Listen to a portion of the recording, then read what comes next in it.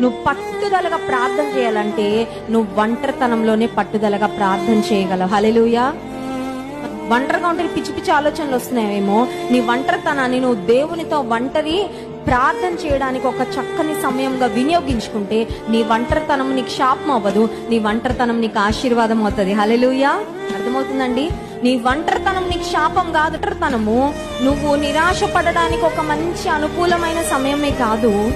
ఒంటరితనము నువ్వు పిచ్చి పిచ్చి పనులు చేయడానికి ఎవరు లేనప్పుడు చేసే రహస్యమైన పాపాలకు అనువైన స్థలముగా నువ్వు తీసుకోవద్దు. కానీ ఒంటరితనము నీ ప్రభువుతో ఒంటరిగా నువ్వు ప్రార్థన చేయడానికి వినియోగించుకుంటే నీ ఒంటరితనం నీకు శాపం కాదు, నీ ఒంటరితనం నీకు ఆశీర్వాదం. హల్లెలూయా.